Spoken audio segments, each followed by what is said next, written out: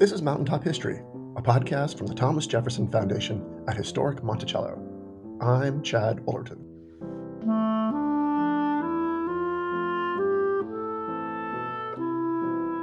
For this episode, we conclude Archaeology Month with a rebroadcast of one of our first podcasts from 2005 about excavations then being conducted on Site 8, a settlement of enslaved laborers at Monticello that was active from the 1770s to the 1790s. Sean Tubbs reports. There are probably enough books written about Thomas Jefferson to fill every square inch of his estate at Monticello, about everything from his authorship of the Declaration of Independence to his influence on American architecture. But Jefferson scholars still have much to learn about what life was like for the many slaves who were held as part of the Monticello property. And that's where the tools of archaeology can help. On a breezy day in the middle of June, a team of student archaeologists participating in a field school on the Monticello estate are busy troweling an excavation unit in a clearing down from Jefferson's stately home. This group is led by Sara Bon-Harper, Monticello's archaeological research manager. The homes of enslaved African Americans are in general not mentioned in Jefferson's copious documents. Site 8, for example, is not mentioned at all. And through the research that we've done here, through excavation, we have first identified the site, and that was through the Monticello Plantation Archaeological Survey in the winter of 1997. Since beginning the survey in 1997, archaeologists have dug 12,000 holes all across Monticello in search of artifacts that might uncover structures that once existed on the mountain. These holes are known as shovel test pits, or STPs. The survey helped identify regions of interest, such as the 300 by 400 foot section of land known as the Monticello Home Farm Quarter, made up of Site 7 and Site 8, where Bon-Harper and her team are currently working. And since then, we've been excavating 5 by 5 foot excavation squares to further understand the site. And we've also found evidence of 4 houses here. As you look around, you can see that there's no evidence of architecture at all. You would not even know that there was a site because the artifacts aren't visible on the ground. So there's nothing in a walkover that you would recognize. And there's also nothing in the historical records about any houses ever being built on the relatively flat land that makes up Site 8, although there is record of an overseer's house at Site 7. Bon-Harper and her team have dug over 270 5 by 5 excavation squares at Site 7 and 8 as a way of peering back into the past. I don't know if you can really see this. She shows me a group of excavation squares from last year's field school and describes what the area would look like if unveiled from beneath its protective covering of black plastic.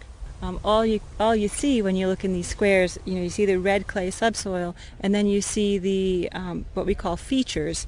When the fill of those is a slightly different color from the red clay subsoil around, and that's the only architectural evidence that we have for the houses here on Site 8. The houses date back to the late 18th century and only existed for a few decades at most.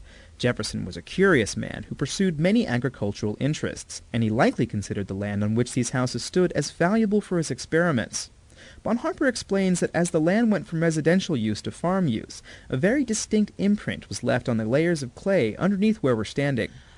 The site after occupation was plowed, which completely changes the archaeological record.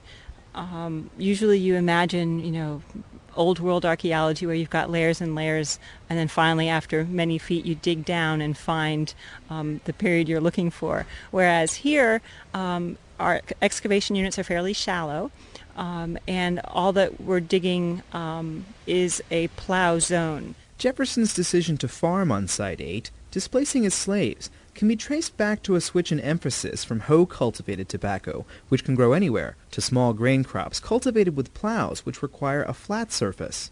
But archaeologists can not only track Jefferson's changing interests through studying the soil, they can also deduce what slave life was like by studying the placement of slave houses. Sometimes we see that the later houses, for example, are more isolated.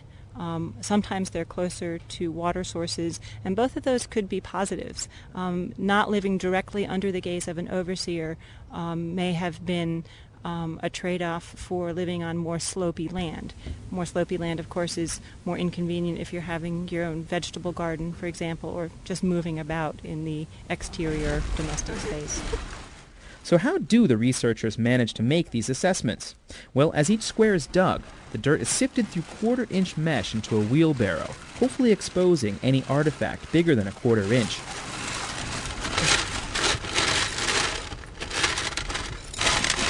Oh, another. Oh, nice. I found a really big one in the bag. You can feel our bag, it's heavy. When artifacts are found, they're placed in a bag and sent to the Monticello Department of Archaeology lab, where they'll be analyzed. Objects might include nail fragments, glass from wine bottles slaves would use to transport water, and shards of pottery.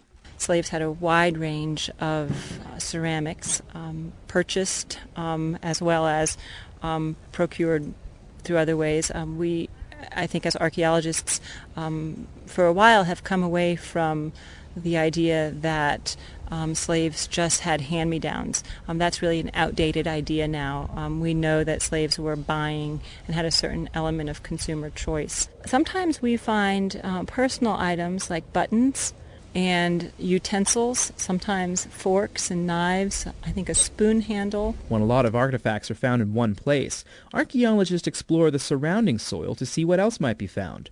Statistical analyses help direct the search for remains of houses on the site, but what the team hopes to find to confirm the locations of these houses is what Bon-Harper refers to as a feature, meaning an imprint left by some kind of structure. So these log houses smack on the ground surface, just ground earth floors. Okay, the ground was the floor. And of course furniture was somewhat scarce, and they would have dug into the clay under the floor, under the house, into the floor, and then laid planks over, or laid boards over, and that was the storage box. Bon-Harper can see the storage box because the color of the clay is slightly different, as she explains in more detail. And so the background red is the subsoil, and that means you're down. This is as deep as it needs to go. But then we look for different colors, different patterns. I don't know if you can really see this, but around this rock and in this area, there's this bright orange flecking and some charcoal flecking. And those things, together with a slightly darker or mottled color here, let you know that this is not intact subsoil, that someone at one point dug something out of here and then it was filled in with a slightly different material. At this field school, she monitors the work of all the students and concludes each day with a site visit where work is shared. Which spot? Well, we had the tree fall to kind of work with. Obviously, that brought a lot of sediment into the north part of our square.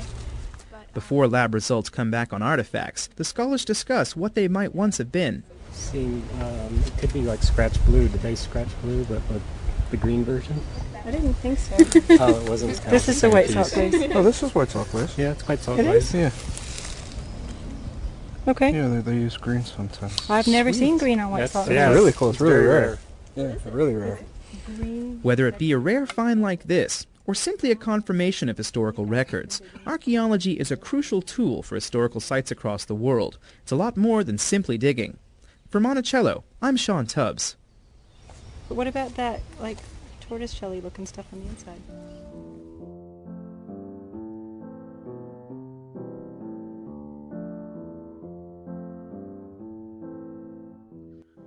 This has been another edition of Mountaintop History, a collaboration between WTJU and the Thomas Jefferson Foundation. To learn more and to plan your next visit, go to our website at monticello.org.